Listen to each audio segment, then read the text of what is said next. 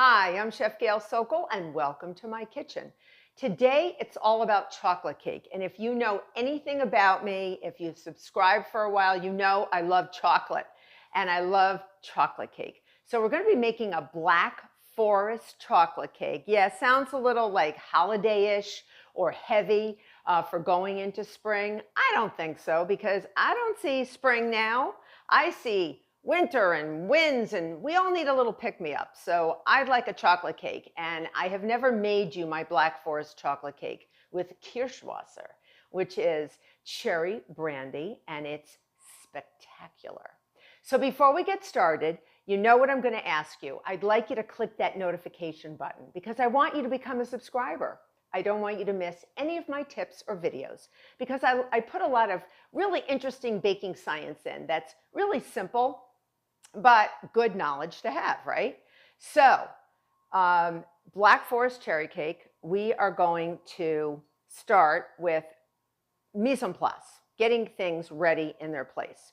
So before I did anything, I preheated my oven to 300 degrees Fahrenheit. It's a relatively low oven, 300 degrees Fahrenheit. And I have sprayed 2 9-inch round cake pans with nonstick cooking spray. I lined them with a parchment circle, sprayed them again, floured it, and then dumped the excess out. So I got my pans, they're ready to go. That's my insurance that my cakes will come out. And if you follow what I do, they'll come out nice and flat and you won't have any humps that you have to cut off. Super, super good, super easy.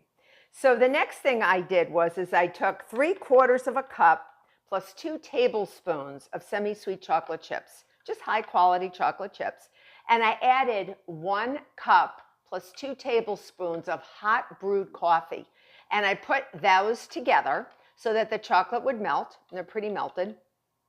And I put it in a spouted container. You can do it in a bowl because we're going to pour it in our electric mixer soon. Now, this whole method is known as the one-stage method. It's super easy.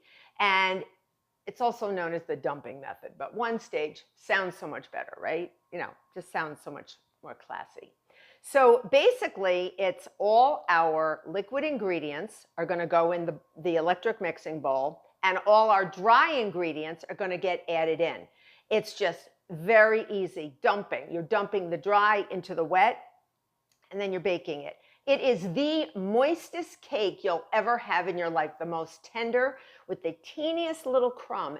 Absolutely my favorite chocolate cake, and I'm passing that on to you.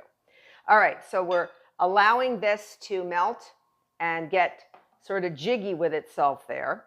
And now we're going to whisk our dry ingredients. And I have a big bowl for that because we have a lot of dry ingredients. So we have 2 1/4 cups of granulated sugar. I'm going to dump that in there because we have to whisk everything together. And normally you put the eggs with the sugar, with the butter. There's no butter. We just have oil in this cake, and I'll tell you why in a second. So 2 1/4 cups of granulated sugar, 2 cups minus 2 tablespoons. Okay, so you measure 2 cups very, very well, very thoroughly, and then take out 2 tablespoons of all-purpose flour. All right, it's not hard to do, very easy. And then we're going to take 1.5 teaspoons of baking soda, which is an ingredient that is a chemical leavener that needs an acid. And we have an acid, we have buttermilk that we're going to add. So it's going to react to help our cake rise. So we have, I want to make sure I'm getting this right, so I'm reading it from my recipe. 1.5 teaspoons of baking soda. We have 1/2 teaspoon plus 1/8 of a teaspoon of baking powder. And then we have 1/4 of a teaspoon of salt, just 1/4 teaspoon. So I'll do it again. 1.5 teaspoons baking soda. We have 1/2 teaspoon plus 1/8 of baking powder, and then 1/2 teaspoon of salt. Put that in there. And those are our dry ingredients. And then we have to add, we're just going to do the dry ingredients with the chemical leaveners, and then I'm going to add my cocoa. So I just give that sort of a little go round first because I really want my cocoa to get completely homogeneously blended in there too. So we have 1 cup plus 2 tablespoons of unsweetened cocoa powder, not Dutch processed. Okay, natural cocoa powder is acidic, so that's also going to help react with our baking soda, because baking soda is looking for an acid to react to create what's known as a neutralization reaction. And it's going to create lots of carbon dioxide gas bubbles in our cake. And it's going to make a beautiful tender cake. And I'll tell you why. So we have our dry ingredients here. They are nice and homogeneously blended, you can see. So you want to make sure that everything is blended together as best as you can. And granulated sugar wants to stay to the bottom, so make sure you really whisk that up.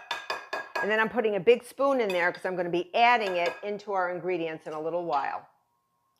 Now, just to prep our liquid ingredients, it looks like a lot, but it's not.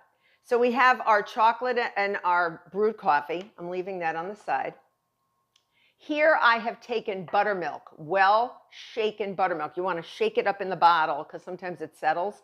It is a cultured dairy product. It's got healthy bacteria in it that causes it to get a little thicker and has sort of a tangy, je ne sais quoi taste. Most people don't drink it. Some people will write to me and say, I drink buttermilk. Well, you have it. Go with it and do it whatever you want. But I like to bake with it. I don't want to drink it myself. So here I have 1 cup plus 2 tablespoons of well shaken buttermilk. And shake it when it's in the bottle that you buy it in. So measure that. I'm going to add some oil into this. So I have 1/2 cup plus a tablespoon of vegetable oil. And I'm putting it in this container because it's easier to pour into my dry ingredients. And then I have 1/2 teaspoon of pure vanilla extract. Okay, and I'm just going to give that a little go round. You don't even have to really mix that because the oil is always going to come to the top. All right. So we have our 3 stars of our show here: dry, wet, and then one crucial ingredient is our eggs. Our eggs are going to go directly into our electric mixing bowl, 2 large eggs. And we're going to get that ball rolling by starting to mix them. And we're going to mix them just to get them beaten well. We're going to mix them for about a minute or so, several seconds, just to get those yolks broken, get them really, really beaten. And then the next thing we're going to add is our liquid ingredients. Very, very slow on low speed, okay? I cannot stress this enough, or you will be wearing the ingredients, okay? I heard buttermilk is good for the face, but I still don't want it on my face. So I'm going to slowly pour that in here. Again, it's the dumping method. It's the 1-stage method. All liquid ingredients, there's our dry ingredients. They're going to go right in there in a sec. Okay? So we're going to let that get mixed. Okay? And then we're going to add our brewed coffee, which has cooled down a little bit and has melted our chocolate. And if it's not perfectly melted, don't worry about it. No worries. This is a cake to love. And I'm going to put it on low speed again and pour my chocolate. And you may see a little lumping of your chocolate chips that didn't totally melt in there. Don't worry about it. I mean it. Don't worry about it. So just get them in there as best you can. They'll blend in. And now we're ready for our dry ingredients. All right. This is really an easy, easy recipe to make. It is my go-to chocolate cake when I want to impress some people and I want to make the most spectacular chocolate cake ever. Yes, you can make a butter cake. You can make a buttered with, unsalted butter, sugar, eggs, all that. This is better. I was always a butter cake lover until I started making this. So dry ingredients in here, put them in. Okay, make sure they go in. And it's going to be a thinner batter. And that's not going to upset anybody. Do not get upset and say, oh my goodness, it doesn't look like a batter. Well, a butter cake will be thicker. It'll almost look like frosting, sort of like a thicker concoction. a thicker emulsion, which is what it is. This is going to be thinner. It's not going to be as thick as a butter cake batter, so don't worry about that. It's super simple. The oil, which is the choice of fat in a one-stage cake like this, is really very, very, when you think about it, What is flour? Flour, the proteins in flour, when they mix with water, they create something known as gluten. Gluten gives structure and strength to baked goods. And you want a little structure because you want the cake to hold together. But you don't want too much because you don't want the cake to taste like a bagel or a pizza crust. So we don't want too much. So the oil is very, very cagey. It will slowly go around. Right now it's doing it. It's swimming around all the particles of flour so they cannot join together and form too much gluten. Hence the tenderness. That is why we're seeing so much tenderness in this cake. All right, I'm going to take a leap of faith and see if I can get the rest of this in here. All right, just about did it. That little bit. Okay. So we are now ready to fill our pans. And you always have a rubber spatula handy because you're going to have to stop the mixer. And you're going to see that there is this batter is so dark and chocolatey. Got the chocolate chips, got the cocoa. It is amazing. All right, I'm going around. And it's thin. Take a look. Thin, sort of gloopy. Don't be fooled. Best chocolate cake ever. Ever, ever, ever. Okay, I'm going to get that back in there. I'm going to give it another whirl. And you don't want to overmix it because you don't want to form gluten, but the oil is going to be sort of your insurance that you're not going to have a lot of gluten. So I'm just going to whirl it around a little bit. We're done. Okay, we're done. We are done. We are ready for the oven, folks. Look at this. It's very, look how thin that is. Thin and gloopy, but beautiful. All right, very, very thin. I'm going to get that out. And now rubber spatula at the ready. And I'm going to go around. You know how I like to do that because your electric mixer has that little pop-up to fit into the motor. So you want to make sure that all the dry ingredients, if you see any dry ingredients, go around. All right, now you're going to pour half in each.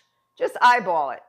If you want to measure, you can measure, but you don't have to. I usually just eyeball it, and it's perfect. So you want half and half. And it will rise to almost the top of the cake. You will not get any humps and bumps. And I remember working in a restaurant for a really, really great chef whose recipe he insisted on me making, and this thing had a hump like a camel when it came out of the oven. And I did not like that. So I had to cut the hump off before I could frost it. And that is a pain. So this cake rises beautifully, flat on the top, beautifully like it should. And it's low and slow. It's 300 degrees Fahrenheit for about an hour. I know, I said that, right? An hour and about 5 minutes. So bake it first for an hour. Put a toothpick or a small sharp knife in the center, and it should come out clean. And if it doesn't, give it another 5 minutes.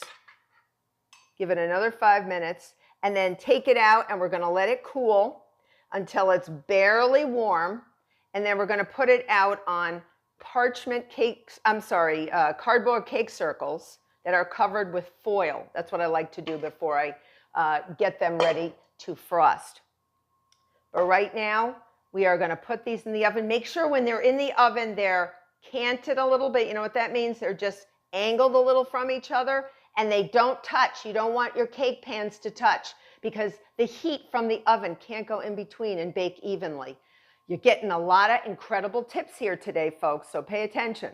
300 degrees for these cakes for 1 hour to 1 hour and 5 minutes, and I'll see you back. So we're going to make our fabulous cherry filling. So while our chocolate cake is still baking, because it's still under an hour, I'm going to make the Kirschwasser soaking syrup. And that is so we can brush the bottom layer. It's only going to be a 2-layer cake. I don't want to get too complicated here, okay? So I'm just going to make enough to brush on the bottom layer and just a bit on the top if there's any left over before we frost it. So right now we're going to be making what's known as a simple syrup, and we're flavoring it with the Kirschwasser, that cherry brandy. So I'm going to turn this on, and any simple syrup, if you've ever made one, it's basically same equal parts water to granulated sugar, equal parts. So I'm going to take 1/4 cup of sugar and 1/4 cup of water.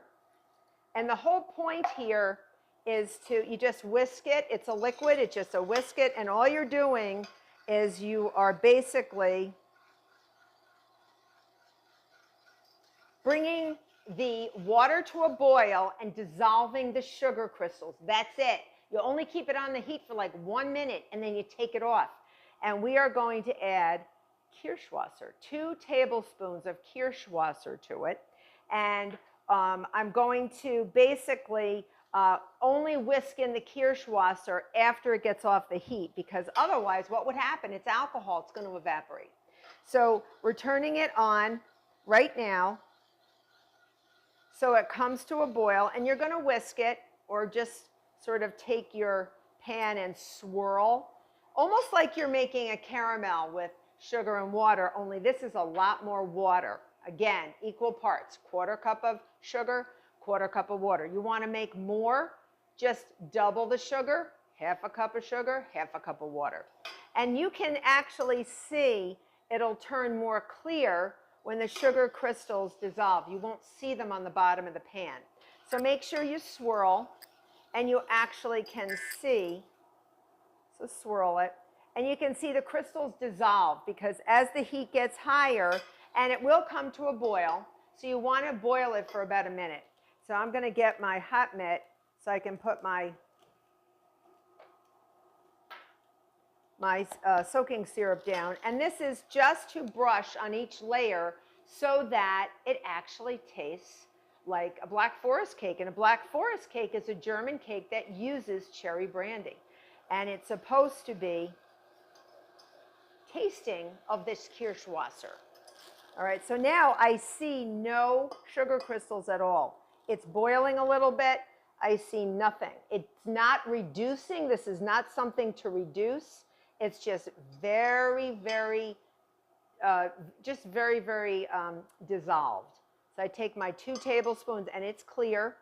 You can make any type of soaking syrup you want. You could make anything. You could just put a little vanilla in this if you wanted to keep the alcohol out of it. Let me get a spoon so you can see.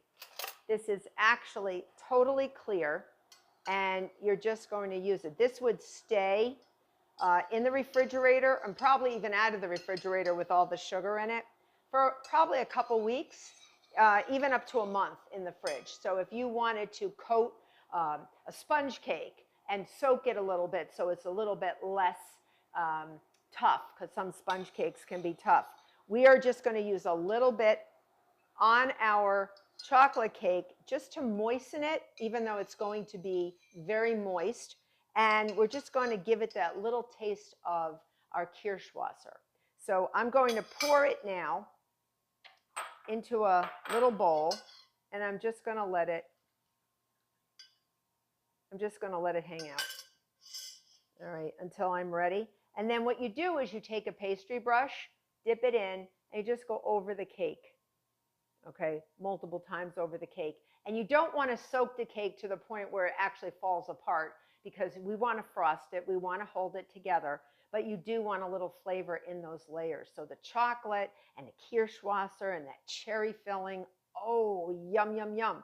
So right now, just going to let you hang out the soaking syrup, and I'll see you back.